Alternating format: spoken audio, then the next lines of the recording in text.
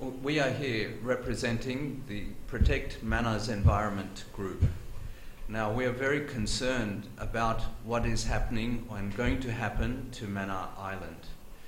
In 2015, an Australian company, Titanium Sands Limited, started exploration work on Manna Island. Now, no one knew about this. This was a very secretive operation. What they were after was very expensive ilmenite sand. Now, ilmenite sand is used in many industries, from paints, making paints and plastics, to spacecrafts, medical equipment. So it is a very, very expensive metal. It's lightweight and strong. So, So titanium metal is very, very important metal for the world. And Titanium Sands Limited has already started negotiating with many countries, including China, to sell this metal, even though they have not started mining yet. So this has started in 2015, but they are continuing. Now, when we contacted the Geological Survey and Mines Bureau, they said that they had no idea who Titanium Sands Limited was. They had no knowledge of this, that they had given mining exploratory licenses to Sri Lankan companies.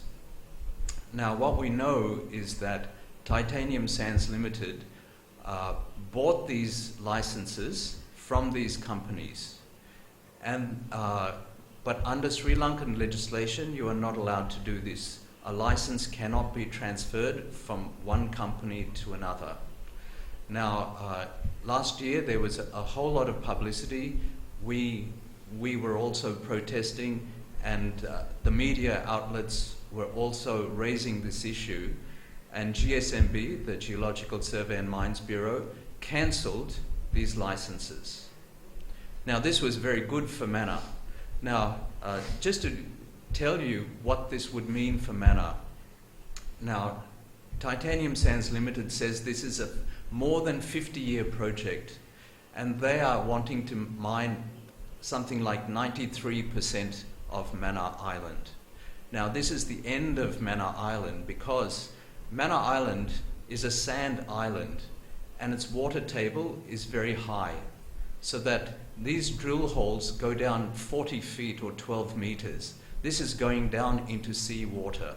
Now, what's going to happen is the seawater will just come up, and once seawater comes up on your land, this totally destroys your natural groundwater. You cannot grow anything. The land is destroyed. Now, this is a huge mining operation that has been planned. Now, if this goes ahead, that is the end of Manna Island as we know it. No one, 2/3 of the population of Manna Island lives here. Sorry, 2/3 of the population of Manna district live on the island. So this will be the end of this very historic place. Now, this will also disturb migratory birds. At the moment, thousands of people from the south and overseas are coming to Manna because of the flamingos. So this is a money earner for Manna district. Now, the birds are not going to come here if the sand is denuded of life, of trees, etc., because no tree survives once this operation happens. We visited Pulmode last year, and we saw the future of Manna. This place is gone. Mining has happened, trees are dead, seawater intrusion has ruined the whole place. People are angry, and many of them who protested ended up in jail or in court. So there is no way to fight this, but we in Manna want to fight, because this is to save our island. Now, so in April, GSMB cancelled the exploratory licenses. Then in January of this year, automatically it just starts up again. And we're wondering, what happened at Geological Survey and Mines Bureau that these licenses were cancelled, but now they've been reinstated, and they've been reinstated under different numbers, which gives the license a further 10 years. So again, they say they've got all the papers, and this mining is happening under Geological Surveys and Mines Bureau technical services. Now, how did this happen? You know, when they cancel the licenses, how can they renew these licenses? Titanium Sands Limited also says that the Ministry of the Environment has contacted them and encouraged them to put in a mining application. Now, Sri Lanka has some of the best environmental legislation in the world. There is no way that a project like this would be passed, would be approved. So who is behind this? Now, we have some sources of information, and they say that, you know, a very powerful government minister has been bought. Titanium Sands Limited has bought this minister, and that's why these licenses have been reissued. We need to find out who is this minister who has done this. Can he stand up and say, you know, he's the one who's going to be responsible for the destruction of Manor Island, its people, and its livelihoods? The group Protect Manor's Environment came together, and this represents many groups, civil society, individuals, different NGOs. So this is a group that has come together in protest against what is proposed for Manor Island. Now, many things have happened. We've started a questionnaire. We have written to the President of Sri Lanka, urging him to help us to stop what is going on. We've contacted the Bishop of Manor, who is in full support. We have sent GSMB right to information applications like this. And they're supposed to respond in 14 days, and they haven't responded. Many days later, they said, "Thank you, we've received your RTI application and will respond." But this is well beyond the time that they should respond, and there's no response for them. So we're wondering, you know, is GSMB taking us for a big ride? They're taking the media for a ride. There is a lot of things going on in the background. A lot of corruption, we believe, is happening also. So for us, we want to see this project stopped. Sand mining cannot continue on Manor Island. Manor Island is 63% under sea level as it is. Imagine what would happen if more mining happened here. So as the people of Manor, we are protesting very strongly, and we urge the public and the government to stop this illegal operation. Just one more thing, many of the drillers are going on private property without the permission of the landowner. This is trespassing, and this is illegal as well. So for many reasons, we want this project stopped.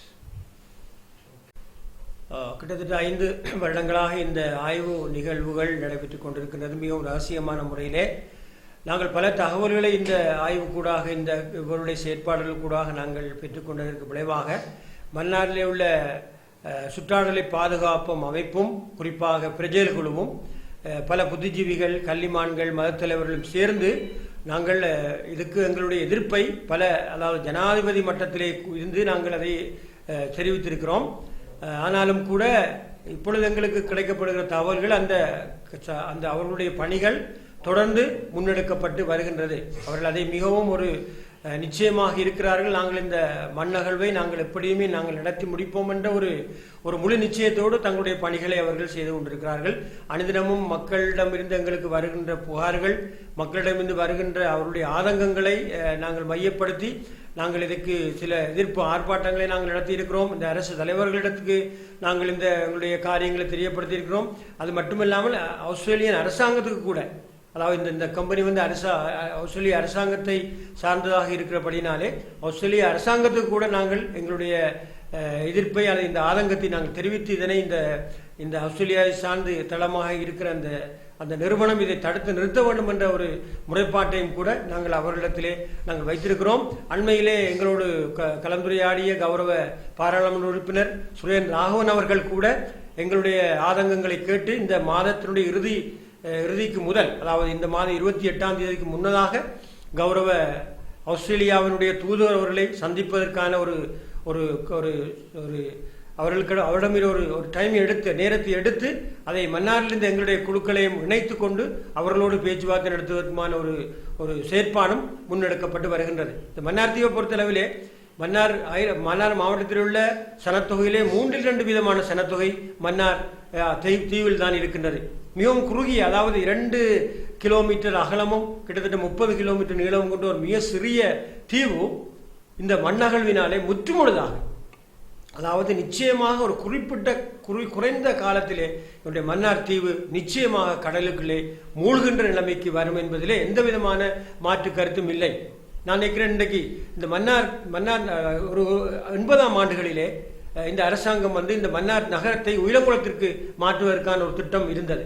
ஆனாலும் கூட சில அரசியல் பின்னணிகள் காரணமாக அது தடுத்து நிறுத்தப்பட்டிருக்கின்றது. ஆகவே இந்த மன்னார் தீவில் தான் இன்றைக்கு நீங்கள் பார்க்கிறீர்களா இருந்தால் மாவட்ட செயலமாக இருந்தாலும் சரி, வைத்தியசாலை இருந்தாலும் சரி, வங்கிகளாக இருந்தாலும் சரி, 4 தேசிய பாடசாலைகள் இருந்தாலும் சரி இந்த தீவில் தான் இருக்கிறது. ஆகவே இந்த தீவு இப்படியே கடலுக்குள் அமிழ்ந்து போகமா இருந்தால் முற்றுமுழுதாக மன்னார் மாவட்டமே செயலிழந்து சூனிய பிரதேசமாக போகக்கூடிய ஒரு பேராபத்து இருக்கின்றது. ஆகவேதான் நாங்கள் எங்களால் முடிந்த அளவு நாங்கள் மக்களை திரட்டி அரசு அதிகாரிகளுக்கு நேரடியாக மகஜரை கொடுத்து இந்த நாட்டினுடைய ஜனாதிபதி வரை நாங்கள் இந்த எதிர்ப்பை, எங்களுடைய ஆதங்கத்தை நாங்கள் தெரியப்படுத்தி இருக்கிறோம். நாங்கள் தொடர்ந்து நாங்கள் தெரியப்படுத்துவோம். ஆனாலும் கூட அந்த ஆஸ்திரேலிய கம்பெனியுடைய செயற்பாடுகள் இன்னும் அதிகமாக நாங்கள் எந்த அளவுக்கு எதிர்ப்புகளை, எந்த அளவுக்கு நாங்கள் அரசு அதிகாரிகளை நாங்கள் அணுகிறோமோ அந்த அளவுக்கு அவர்களுடைய செயற்பாடுகள் இன்னும் வேகமாக நடந்து கொண்டிருப்பது மிகவும் ஒரு கவலைக்குரிய விடயமாகும். ஆராய்ச்சிகளுக்கும் மன்னர்களுக்கும் இந்த இலங்கையிலே ஒரு சட்ட ரீதியான ஒரு நிறுவனமாக இருப்பது புவி சரிதவியல் திணைக்களம். நாங்கள் ஆரம்பத்திலே எங்களால் மேற்கொள்ளப்பட்ட எதிர்ப்புகள் காரணமாக ஏற்கனவே இவர்களால் வழங்கப்பட்ட அந்த உரிமமானது, அதாவது மண் ஆய்வு செய்வதற்கான உரிமமானது எங்களுடைய எதிர்ப்புகளுக்கு அடுத்து அது நிப்பாட்டப்பட்டிருந்தது.